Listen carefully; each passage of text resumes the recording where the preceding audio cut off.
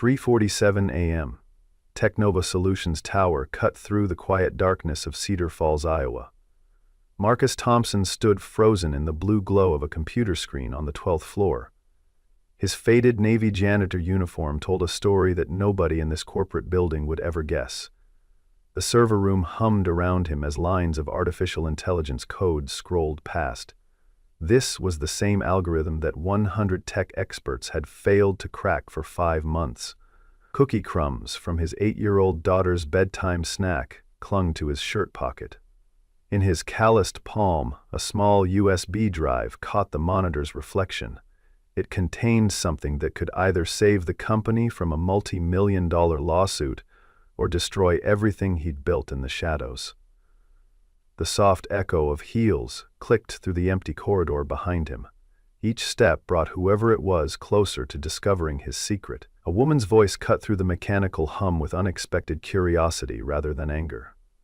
"What exactly are you doing with our main server at this hour?" Marcus turned slowly, his weathered hands instinctively moving to close the notebook beside the keyboard. The woman standing in the doorway wasn't security or management. She looked barely 30, wearing a simple gray hoodie and jeans that screamed late-night IT support. Her dark hair was pulled back in a messy ponytail, and she held a steaming coffee cup with the weariness of someone who lived on caffeine and deadlines. But something in her brown eyes told Marcus she wasn't just another tech worker pulling an all-nighter. She moved with a confidence that didn't match her casual appearance, stepping into the server room like she owned the place. "I could ask you the same question," Marcus replied, his voice steady despite the adrenaline coursing through his veins.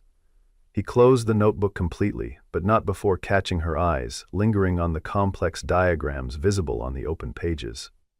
The artificial intelligence bias detection system continued its endless loop on the main monitor, highlighting problematic patterns that had cost Technova 3 major contracts. "Working late on the algorithm?" Marcus asked, testing her knowledge.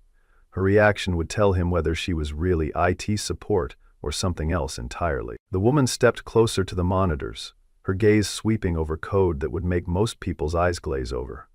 She seemed to understand what she was looking at, which immediately put Marcus on edge. Cedar Falls might be home to the University of Northern Iowa, but finding someone who could read advanced machine learning algorithms at 4 in the morning wasn't exactly common.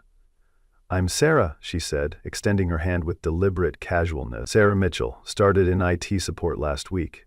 Still trying to figure out why this system keeps flagging qualified candidates as high-risk hires." Her handshake was firm, but her palm was soft against Marcus's calloused skin. "Marcus Thompson," he replied, studying her face for tells. "Night custodial staff, for about 2 years now. I clean around these servers every night, so I've picked up a few things about what's supposed to be running." It was a careful half-truth, designed to explain his presence without revealing his background. Sarah's eyes returned to his notebook, filled with Marcus's cramped handwriting and technical diagrams that definitely didn't belong to a janitor. Mathematical formulas for bias detection algorithms covered entire pages, interspersed with notes about intersectional discrimination patterns and fairness metrics.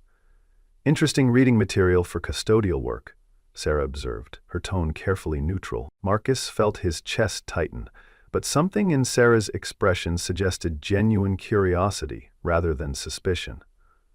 "I read a lot," he said simply, though the words carried years of accumulated frustration from job interviews and networking events where people had made the same assumption. "University library has a good computer science section, free access for Cedar Falls residents." Sarah nodded as if this explanation made perfect sense, though Marcus caught a flicker of something that might have been understanding. "Mind if I take a look at what you've been reading?" she asked. "I've been trying to understand this system since I started, but the documentation is terrible." Against his better judgment, Marcus found himself nodding toward the screen. Sarah moved closer, bringing with her the faint scent of vanilla and coffee that reminded him of Sunday mornings with his wife, before everything changed. Her eyes scanned the code with an intensity that confirmed his suspicions about her technical background. "This bias detection module is looking for discriminatory patterns in recruitment data," Sarah murmured, more to herself than to Marcus. "But it's missing something fundamental. The intersectional analysis is completely wrong." Marcus blinked in surprise. Most of the senior developers at Teknova couldn't even pronounce intersectional, let alone understand its implications for algorithmic fairness. "You're right," Marcus heard himself saying, his caution overcome by the rare pleasure of talking to someone who actually understood the problem.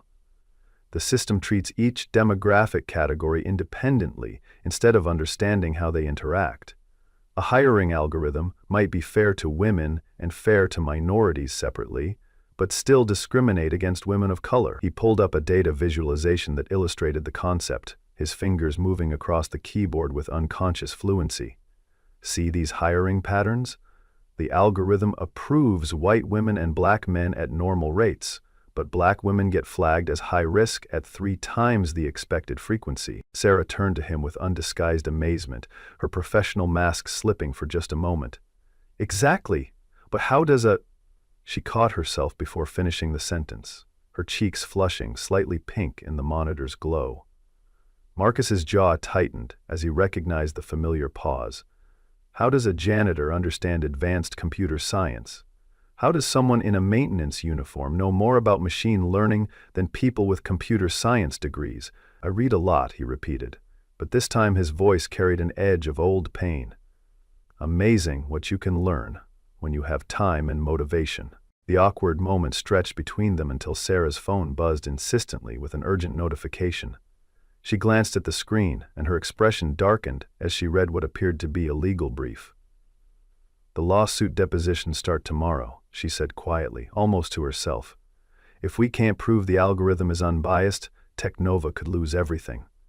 Marcus knew about the class action lawsuit that threatened to destroy the company. 57 job applicants claiming discrimination based on race, gender, and age.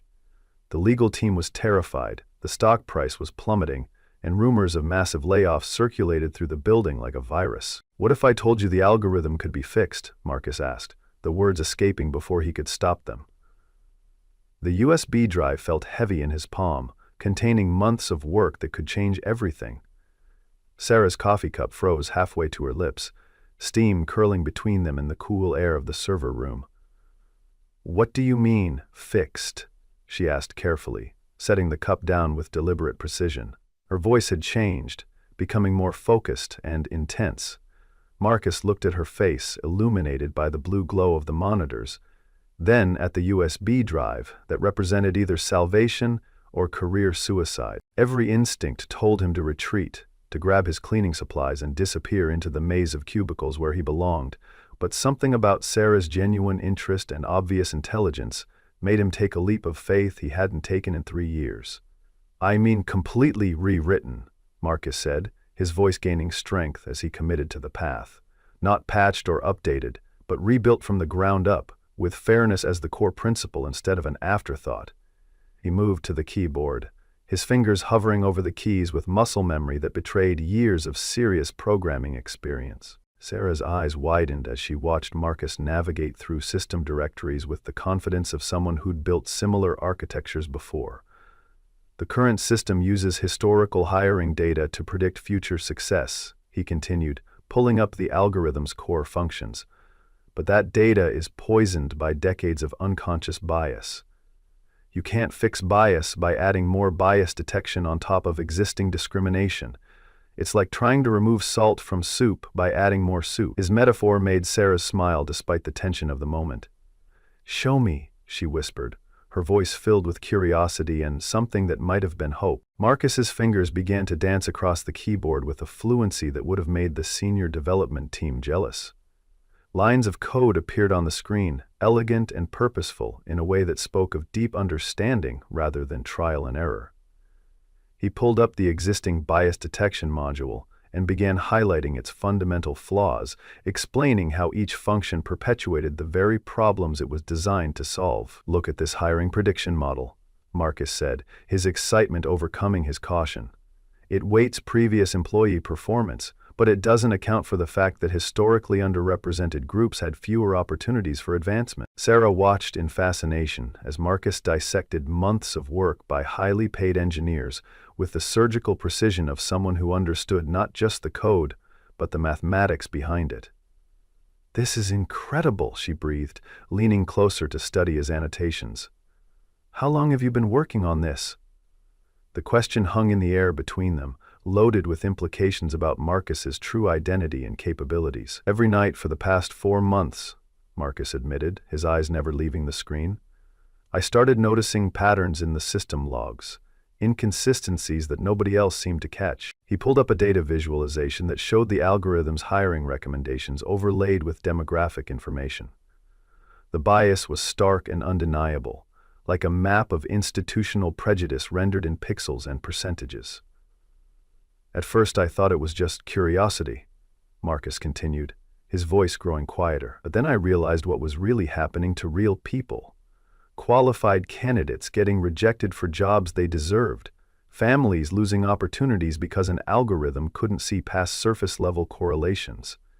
The personal pain in his voice suggested this wasn't just academic interest. Sarah found herself wondering what Marcus's own story was. What had brought a man with his obvious talents to a night custodial job? Sarah's phone buzzed again, this time with a call from someone listed simply as board meeting. She declined it quickly, but not before Marcus caught a glimpse of her contact list filled with executive titles and legal department extensions. The brief view revealed names like General Counsel, VP Strategy, and Chairman Miller that definitely exceeded standard IT support access levels. You seem pretty well connected for IT support access levels. You seem pretty well connected for IT support, Marcus observed, his tone sharpening with suspicion and a hint of disappointment. Had he just revealed months of secret work to someone who might use it against him? Sarah's face flushed with what looked like guilt rather than embarrassment. I care about this company, she said defensively, but her eyes couldn't quite meet his. The lawsuit could destroy hundreds of jobs in a town that can't afford to lose them. Cedar Falls isn't exactly Silicon Valley. When Technova struggles, the whole community feels it. It was a deflection rather than an explanation, but Marcus decided not to press.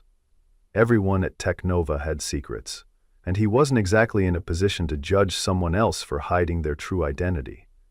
Still, the discovery added another layer of complexity to their midnight encounter. The next 2 weeks fell into a strange rhythm of late-night encounters and cautious conversations that neither of them fully understood. Marcus would arrive for his 11 p.m. shift to find Sarah already at her desk in the IT department, surrounded by empty coffee cups and legal documents that definitely exceeded her supposed pay grade. She never asked him directly about his background, and he never confronted her about her mysterious phone calls and after-hours meetings with people whose names appeared on the executive directory. Instead, they developed an unspoken understanding built around their shared obsession with fixing the broken algorithm. Marcus began leaving carefully anonymized reports on Sarah's desk, detailed analyses that documented every flaw in the bias detection system, without revealing how a janitor could possess such deep technical knowledge. The reports were masterful pieces of technical writing, combining rigorous mathematical proofs with clear explanations of real-world implications. Sarah responded with insider information about the lawsuit's progress and technical specifications that should have been far above her security clearance. She shared depositions from affected job candidates, internal emails from worried executives, and quarterly reports that painted a grim picture of Technova's financial future. They communicated through post-it notes stuck to computer monitors and brief conversations in empty break rooms, always maintaining the fiction that Marcus was just a curious janitor and Sarah was just an enthusiastic IT worker. But the pretense was wearing thin on both sides. Marcus's technical expertise was becoming impossible to disguise, while Sarah's access to confidential information suggested she was far more important than she claimed. Their collaboration was producing insights that neither could have achieved alone, combining Marcus's algorithmic brilliance with Sarah's understanding of corporate strategy and legal implications. The breakthrough came on a Thursday night when Marcus discovered something that made his blood run cold. Hidden deep in the algorithm's code was a subroutine that wasn't mentioned in any of the official documentation. It was elegant and subtle, designed to look like a standard optimization function, but actually implementing a scoring system that systematically penalized certain demographic markers. The code flagged candidates with addresses in predominantly minority neighborhoods, names that suggested non-European heritage, and graduation dates from historically black colleges and universities. This wasn't unconscious bias or algorithmic drift. This was deliberate, calculated discrimination, programmed into the heart of Technova's hiring system. Marcus printed the evidence with shaking hands, his mind racing through the implications of what he'd discovered. Someone at Technova had deliberately sabotaged their own hiring algorithm, creating the very biased problems that now threatened to destroy the company. The elegant maliciousness of the code suggested someone with deep technical knowledge and inside access to core systems. Marcus walked straight to Sarah's desk, abandoning all pretense of casual encounter. She looked up from her laptop, saw the expression on his face, and immediately cleared her screen of what appeared to be executive briefing materials. "We need to talk," Marcus said, his voice tight with controlled anger and barely contained urgency. The printed code felt like toxic waste in his hands, evidence of a crime that could destroy careers and lives. "Not here," Sarah replied, glancing around the empty office with sudden paranoid intensity. The open floor plan that seemed friendly during the day now felt exposed and dangerous, full of security cameras and recording devices. "Conference room C on the 15th floor. 5 minutes." Marcus nodded and headed for the elevator, his mind already working through the implications of what he'd discovered and what it might mean for both of them. Conference room C was a glass-walled space overlooking the parking lot where Marcus's 15-year-old Honda sat next to Sarah's spotless BMW. The contrast between their vehicles told a story about their respective positions in the corporate hierarchy, though Marcus was beginning to suspect that appearances were deceiving. They settled into leather chairs designed for executives rather than janitors and IT support staff, the mahogany table between them suddenly feeling like a barrier rather than a workspace. Marcus spread the printed code across the polished surface like evidence at a crime scene. The elegant malice of the programming stark in black and white. "Someone programmed discrimination directly into the algorithm," Marcus said without preamble, his finger tracing the offending lines of code. "This isn't unconscious bias or system drift. This is deliberate sabotage, designed to create exactly the kind of discrimination we're being sued for." Sarah studied the printouts with growing horror, her technical knowledge allowing her to understand exactly what she was looking at. The code was sophisticated and subtle, the work of someone who understood both machine learning algorithms and legal liability. It would have been almost impossible to detect without the kind of deep system analysis that Marcus had been conducting. "This is Richard Chen's work," Sarah said quietly, pointing to a section of code with distinctive commenting patterns and variable naming conventions. "He was our chief technology officer until 6 months ago, left to join DataCore in Chicago, but he must have planted this before he went." Marcus felt the name hit him like a physical blow, old wounds suddenly tearing open with fresh pain. Richard Chen, his former supervisor at DataCore, the man who had destroyed his career and blamed him for a data breach that Richard himself had caused. The man who had stolen credit for Marcus's innovations while simultaneously undermining his reputation. "You know him?" Sarah asked, noticing Marcus's reaction to the name. His face had gone pale, and his hands were gripping the edge of the table with white-knuckled intensity. "We have history," Marcus replied, his voice carefully controlled but vibrating with suppressed emotion. "Very bad history that cost me everything I'd worked for." The pain in his voice was raw and immediate, suggesting wounds that had never fully healed. Sarah waited for him to continue, recognizing that whatever had happened between Marcus and Richard was central to understanding the current crisis. Marcus took a deep breath and began to tell the story he'd kept buried for 3 years. Richard Chen, as the charismatic CTO who'd hired Marcus as a senior engineer, praised his innovations publicly while stealing credit privately. The gradual erosion of Marcus's position, as Richard repositioned himself to take ownership of Marcus's most successful projects, the data breach that had exposed millions of customer records, caused by Richard's insistence on bypassing security protocols that Marcus had designed. The investigation that somehow concluded Marcus was responsible, despite evidence pointing to Richard's decisions. The choice between a humiliating termination and a public legal battle that Marcus couldn't afford to fight had destroyed my career systematically and thoroughly, Marcus concluded, his voice hollow with remembered pain. By the time I realized what was happening, He'd already rewritten history to make me the villain. I became unemployable in Chicago, blacklisted from every major tech company. I moved to Cedar Falls because it was far enough away that nobody would recognize my name, and Technova hired me for the night shift because desperate people don't ask for references. Sarah listened with growing anger, recognizing the injustice of what had happened, and beginning to understand the personal stakes involved in their current situation. The pieces of the puzzle began clicking into place with terrifying clarity. Richard's sudden departure from Technova 6 months ago, just as the bias problems began appearing. The timing of the lawsuit, perfectly positioned to create maximum damage to Technova's reputation and stock price. The sophisticated nature of the sabotage, designed to be virtually undetectable while creating exactly the kind of legal liability that would destroy the company's value. He's trying to tank Technova, Marcus realized, his voice filled with cold fury. Drive down the stock price so Datacore can acquire us at a fraction of our real value. It's corporate warfare disguised as algorithmic bias. Sarah's face went pale as the implications sank in fully. "The board meeting tomorrow?" she whispered, her voice tight with sudden understanding. "They're voting on whether to settle the lawsuit or fight it in court. If they settle, it's basically an admission of guilt that will destroy our reputation permanently. But if they fight and lose, the damages could bankrupt the company." The elegant cruelty of Richard's plan was becoming clear. Either choice led to Technova's destruction, creating the perfect opportunity for a hostile acquisition.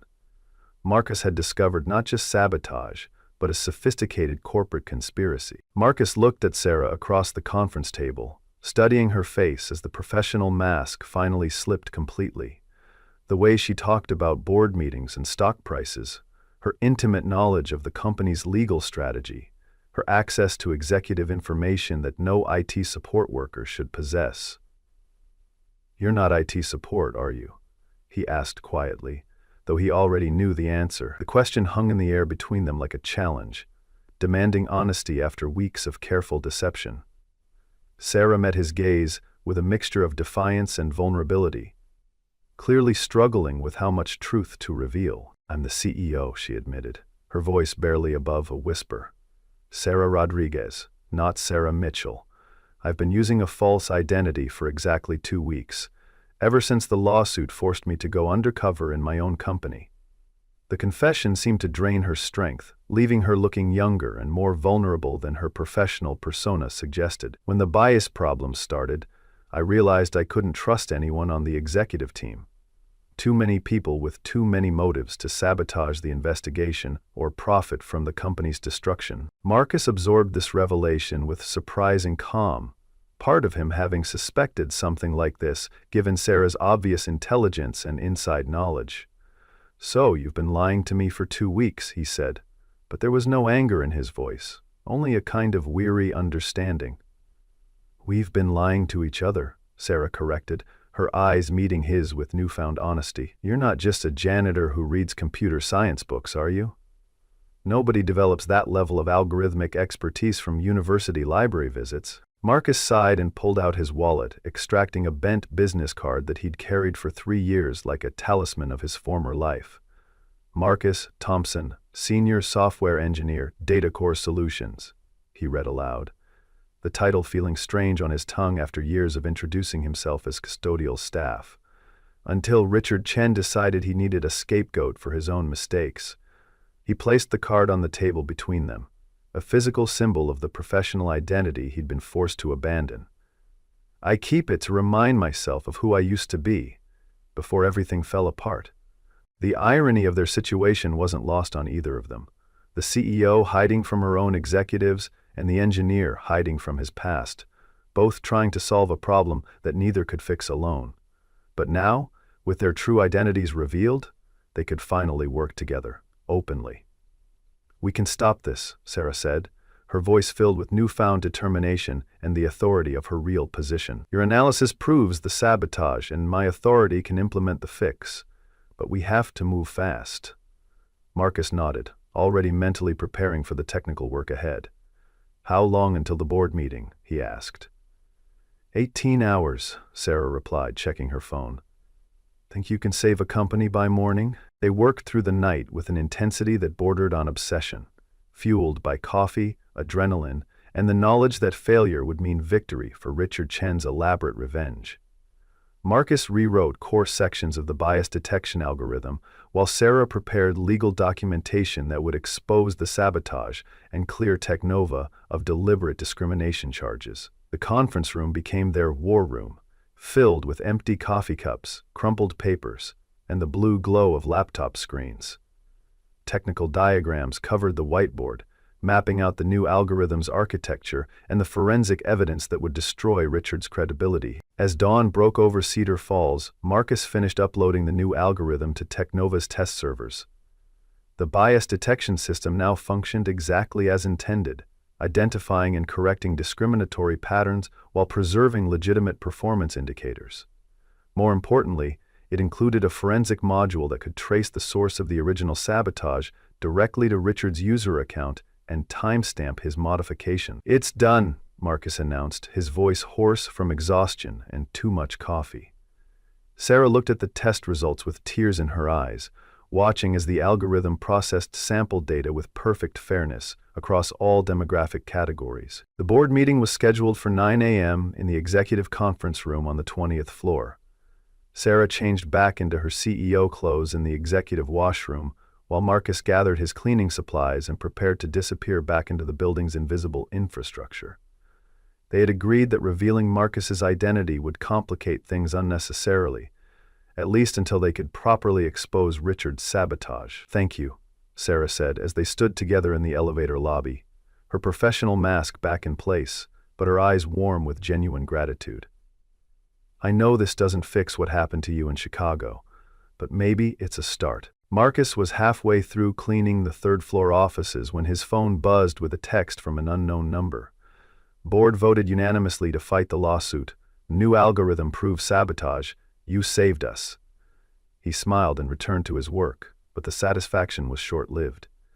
At 10:15, Sarah appeared in the hallway looking frantic, her CO composure completely gone.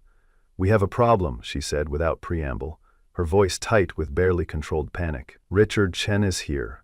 He's claiming you stole proprietary code from DataCore and demanding that we fire you immediately." The confrontation took place in the same conference room where Marcus and Sarah had worked through the night, but now it was filled with hostile faces and corporate lawyers.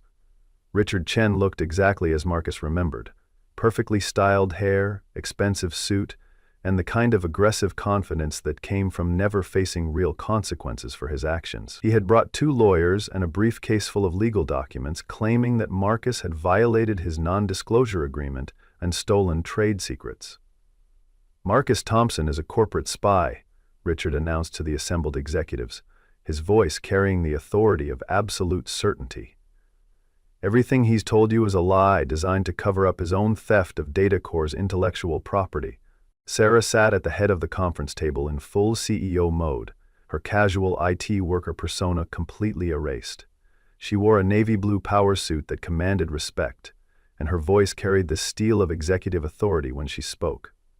"Mr. Chen," she said with icy politeness that barely concealed her anger, "perhaps you'd like to explain why your former employee's code bears such a striking resemblance to the sabotage we discovered in our hiring algorithm." Richard's confident expression faltered for just a moment before recovering, but Marcus caught the flash of genuine surprise and fear that crossed his features. "I have no idea what you're talking about," Richard said, but his voice lacked its earlier conviction. "I'm here to protect DataCore's intellectual property, nothing more.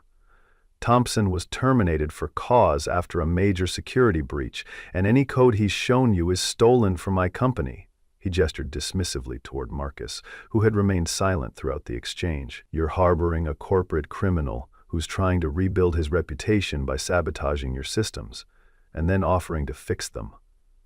The accusation hung in the air like a toxic cloud, threatening to destroy everything Marcus had worked for. Marcus stood slowly and walked to the conference room's whiteboard, his movements deliberate and calm despite the accusations flying around him. "Let me tell you a story about intellectual property," he began, his voice steady and clear as he picked up a marker. He began drawing diagrams that illustrated the data breach at DataCore, showing how Richard's careless security protocols had exposed millions of customer records. "The funny thing about sabotage," Marcus continued, his technical expertise evident in every line he drew, is that it leaves fingerprints, code patterns, commenting styles, even the specific way someone structures their loops and conditionals. He turned to face Richard directly, his eyes blazing with 3 years of suppressed anger and vindication. Your code in our system matches perfectly with your work at DataCore. Not just similar patterns, but identical commenting structures, variable naming conventions, and even the same inefficient sorting algorithms you insisted on using, despite my objections. Marcus pulled up the forensic evidence on the conference room display, showing side-by-side comparisons that made Richard's authorship undeniable.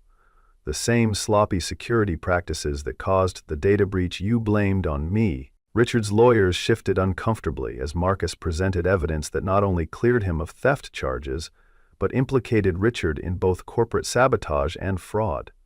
The technical details were overwhelming and convincing, presented with the clarity of someone who understood every line of code intimately. The question, Marcus concluded, his voice carrying quiet authority, is whether Mr. Chen wants to explain his actions to this board or to the FBI's cyber crime division. Richard's face had gone completely white, his earlier confidence evaporating as the evidence mounted against him. You can't prove any of this, Richard stammered, but his voice shook with uncertainty and growing desperation. His lawyers were already packing their briefcases and preparing to distance themselves from their client as the evidence became overwhelming. Actually, we can, Sarah said, her voice cutting through Richard's protests with executive authority. She activated the conference room's main display, showing forensic evidence from the algorithm analysis that traced every modification to Richard's user account. We also have security footage of you accessing our servers during your final week at Technova, something you forgot to mention in your initial testimony to our legal team. The aftermath was swift and brutal, playing out like a corporate thriller in the sterile confines of Technova's executive conference room. Richard Chen was arrested for corporate sabotage, fraud, and violation of the Computer Fraud and Abuse Act, led away in handcuffs while his lawyers frantically tried to negotiate deals that no longer existed.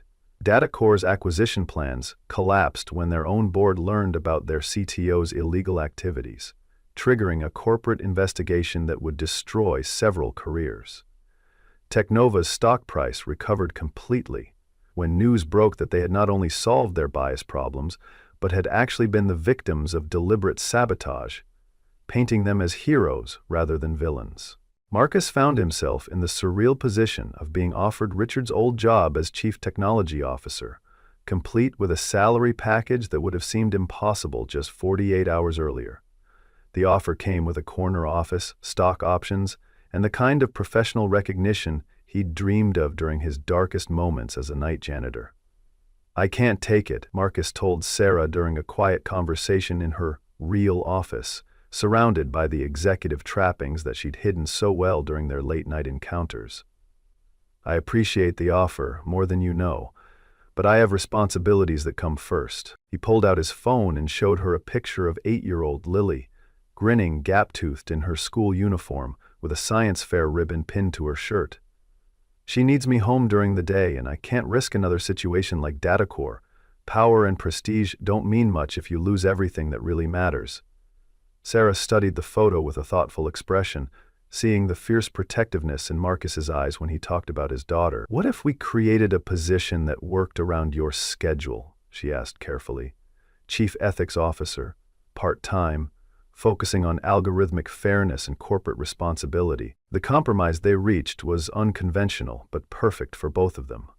Marcus would work 20 hours a week on AI ethics and bias prevention, attending meetings and consultations during Lily's school hours when she was safely in class. He would keep his night custodial position, partly for the comprehensive health insurance, and partly because he'd discovered that some of his best insights came from the quiet hours when the building was empty and his mind could wander freely through complex problems. Besides, he told Sarah with a grin that transformed his usually serious face, someone needs to keep the real CEO honest about what's happening in her own company. 6 months later, Technova had become the industry leader in algorithmic fairness, with other companies paying substantial consulting fees to learn their bias prevention techniques. Marcus's story had been featured in Wired magazine and Harvard Business Review as a case study in hidden talent and corporate responsibility, though he'd insisted on keeping Lily's name and photo out of all publicity. The notebook that his wife had given him in college now sat in a place of honor on his new office desk, filled with diagrams and equations that were helping to reshape how artificial intelligence made decisions about human lives. The most unexpected development was the genuine friendship that had grown between Marcus and Sarah, built on shared experience and mutual respect rather than corporate hierarchy. Their shared experience of hiding their true selves and working together through crisis had created a bond that transcended their professional relationship. Sarah often stayed late to help Marcus with his evening custodial rounds, claiming that the physical work helped her think through strategic problems. Marcus had become her most trusted advisor on technical matters, the one person in the company who could challenge her decisions without political motivation or personal agenda. On a quiet Thursday evening in December, as snow fell gently outside the windows of Technova's 20th floor, Marcus finished uploading the latest version of their bias prevention software to the company's client portal. The algorithm now served customers across 3 continents, processing hundreds of thousands of hiring decisions each month with fairness as its primary directive. Sarah sat across from his desk, reviewing quarterly reports while absently munching on cookies that Lily had baked for Miss Sarah during her latest visit to the office. The child had become a regular presence in the building, doing homework in Marcus's office while he worked and charming everyone from security guards to board members. "Penny for your thoughts," Sarah said, noticing Marcus staring out at the falling snow with a contemplative expression. The question had become a ritual between them, a gentle way of checking in during their evening conversations. "Just thinking about how strange life is," Marcus replied, his voice filled with wonder at the turns his path had taken. 6 months ago I was invisible. A single dad with a criminal record and a custodial job, trying to keep my head down and protect my daughter from my failures. He gestured around the office, at the awards on the wall recognizing his contributions to AI ethics, and the photos of Lily's latest school achievements. "Now I'm giving keynote speeches about artificial intelligence ethics and consulting with companies around the world," Marcus continued, still amazed by the transformation. "Lily's college fund is finally secure, and she's proud to tell her classmates that her dad is helping make computers more fair to everyone." Sarah smiled and closed her laptop, preparing to join Marcus for their weekly ritual of evening custodial rounds. "You were never invisible," she said quietly, her voice filled with the wisdom of someone who had learned to see past surface appearances. "You were just in the wrong place for people to see you clearly." She gathered her things and prepared to leave, but paused at the door with the question that had become their Thursday night tradition. "Want some help with the evening rounds?" she asked, just as she had every week for the past 3 months. Marcus nodded, grateful for the company and the conversation that would carry them through another night of work in the building where they had both learned to stop hiding from who they really were. Together they walked through the empty corridors, past the cubicles and conference rooms where Marcus had once worked, unnoticed and unappreciated. Their friendship a testament to the power of seeing beyond appearances to the truth of what people could become. As they worked side by side, cleaning offices and checking systems in the quiet building, Marcus reflected on the strange turns that life could take when courage met opportunity. A single USB drive had changed everything, but not in the way he'd expected. It hadn't just fixed an algorithm or saved a company or even restored his professional reputation. It had revealed the truth about who people really were when stripped of their titles and pretensions, when forced to rely on their intelligence and integrity rather than their position in the corporate hierarchy. The story of Marcus Thompson and Sarah Rodriguez became legend in Cedar Falls and beyond, a reminder that innovation and justice could come from the most unexpected places. Tech industry publications wrote about the Janitor algorithm, and business schools created case studies about hidden talent in corporate environments. But for Marcus, the real victory wasn't in the recognition or the job title, or even the financial security that had finally allowed him to stop worrying about Lily's future. It was in the knowledge that sometimes, when the night was quiet and the building was empty, a person with determination and a dream could change the world one line of code at a time. proving that true expertise had nothing to do with job titles, and everything to do with passion, intelligence, and the courage to act when action was needed most.